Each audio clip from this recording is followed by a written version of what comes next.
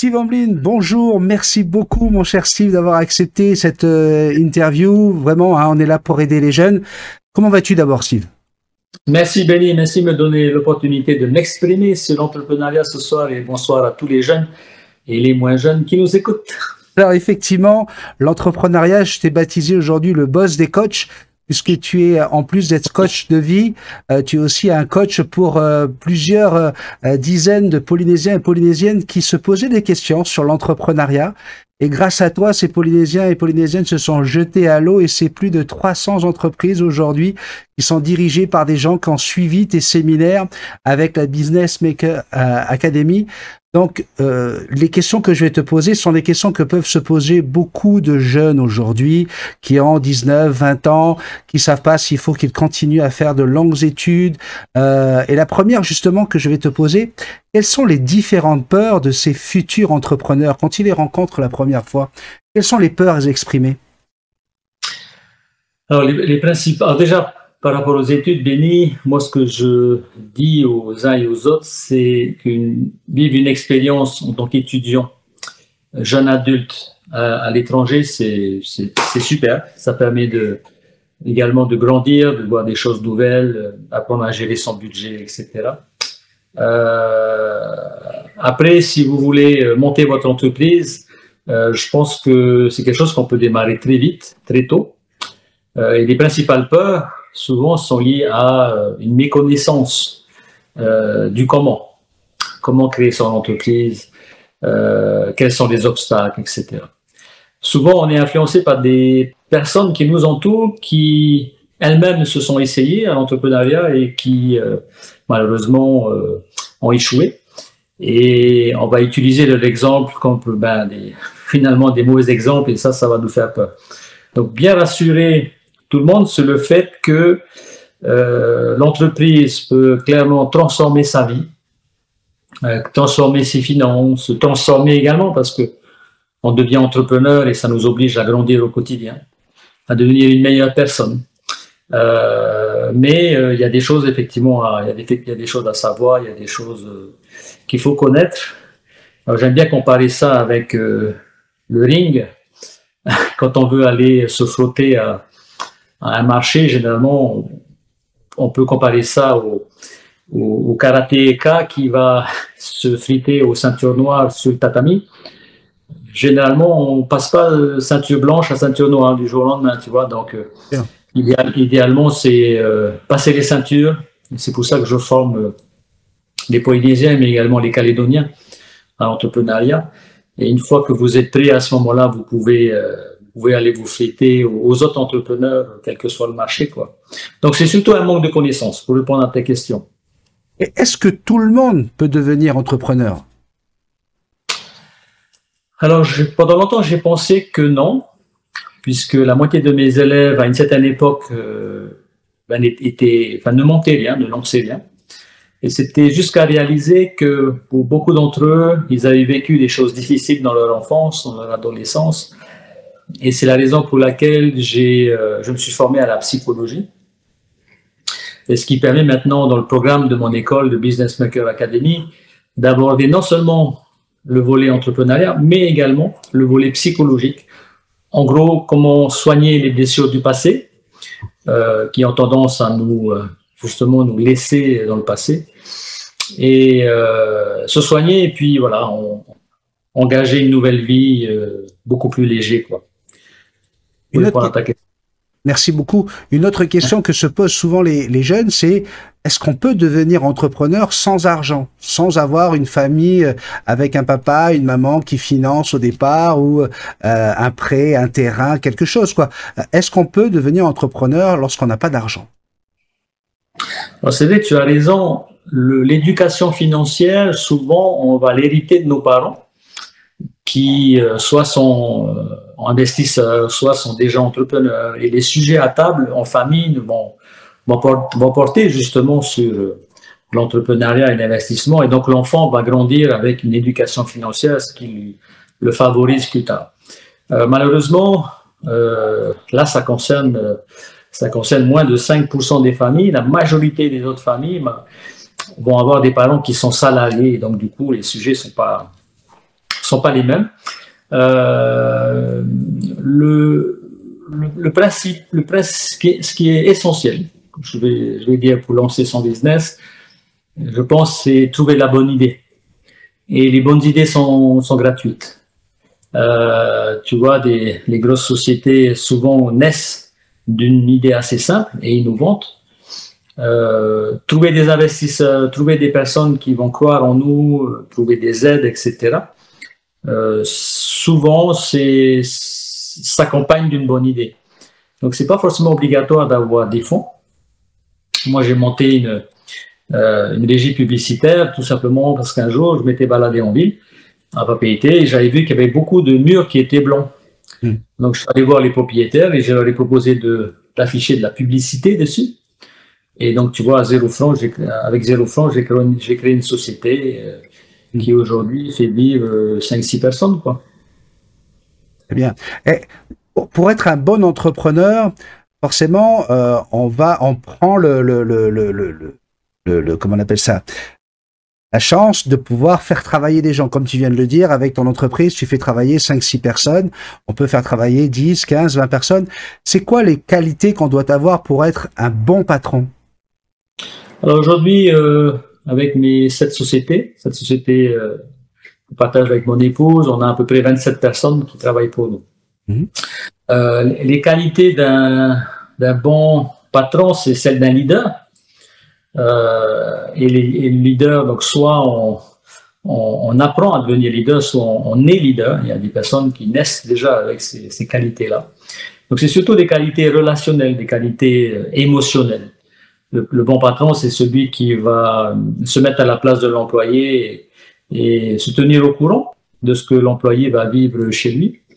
Et ce volet social, c'est certainement ce qu'il y a de plus difficile dans l'entreprise parce que les employés, les salariés ne sont pas des machines, ce sont des êtres humains. Et donc vont arriver sur le lieu de travail avec leurs émotions, leurs difficultés personnelles. Donc le bon patron, c'est celui qui sait détecter l'humeur de ses salariés. Mais en amont, c'est aussi celui qui a su bien embaucher, qui a su mettre à la bonne place la bonne personne. Donc ça aussi, ça compte pour la suite.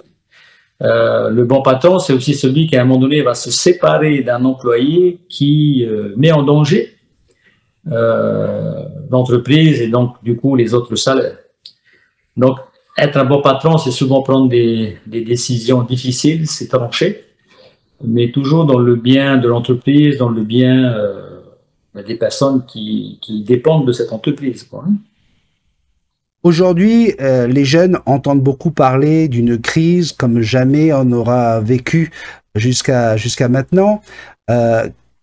S'il y avait un message à lancer à tous ces jeunes qui vont regarder cette émission, qui vont nous regarder ce soir, quel est le message de quelqu'un comme toi qui justement suit l'économie internationale, mais également locale? C'est quoi le message? Est-ce qu'effectivement ils ont raison de s'inquiéter? Oui, parce que même si on n'a pas de boule de cristal, l'actualité à l'international est assez étonnante, peut faire peur. Je fais partie des personnes qui pensent que le pire n'est pas encore arrivé. Et donc, à partir de là, qu'il faut s'y préparer. Celui qui a déjà une entreprise, ou même celui qui n'en a pas, doit garder à l'esprit qu'une entreprise, c'est avant tout apporter une solution aux problèmes des gens. Tu vois, à midi, tous les deux, Benny, si on a eu faim, eh ben, on va s'arrêter à un snack. Donc, on a un problème, on s'arrête à un snack ou un restaurant, peu importe. Donc, un business égale apporter des solutions aux problèmes des gens. En période de crise, les gens ont beaucoup plus de problèmes qu'en période de paix. Et donc, c'est l'opportunité pour chacun d'entre nous, en période de crise, justement, de pouvoir apporter des solutions aux autres et de créer des entreprises, en sachant qu'en plus, certains commerces ne vont pas traverser cette crise, ne pourront pas la traverser parce que les propriétaires ou les gens qui y travaillent n'auront pas les moyens ni la motivation ou l'énergie de traverser cette crise. Donc, il va y avoir aussi des entreprises à racheter. Et une crise, c'est une baisse de prix. Tout baisse. L'immobilier va baisser, tout ce qu'on va vouloir acheter. Alors, en ce moment, les prix montent parce que nous sommes en inflation. Mais à un moment donné, ça finit par baisser. On estime que les États-Unis, en 2023, vont entrer en récession. Et récession, c'est justement ce process, c'est l'après-inflation, c'est le process qui consiste à un moment donné, puisque tout est devenu cher, il n'y a plus personne qui achète, il y a tout qui s'écroule.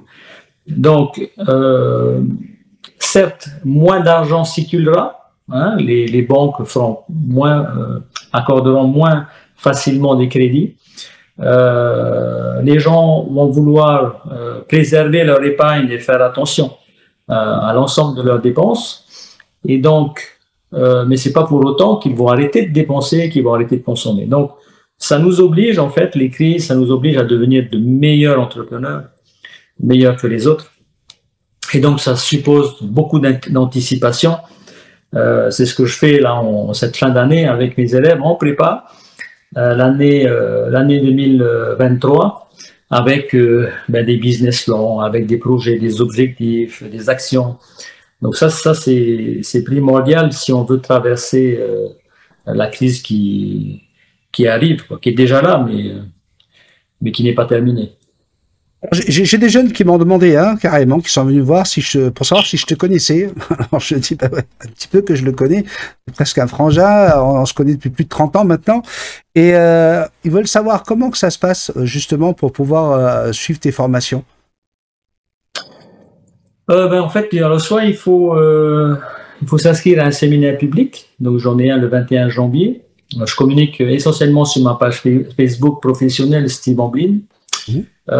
Soit s'inscrire directement à Business Maker Academy. Et donc pour ça, j'ai un lien sur mon site internet steveamblin.com. Il y a un espace membre dans le menu avec le programme 2023. Et en cliquant là, on trouve toutes les informations pour rejoindre BMA, quoi. Donc c'est une école de commerce, mais à la fois avec du développement personnel, parce que comme je disais tout à l'heure, on vient parler psychologie, on vient essayer de trouver la motivation et soigner ces blessures du passé. Et puis on vient parler aussi investissement avec un gros volet crypto-monnaie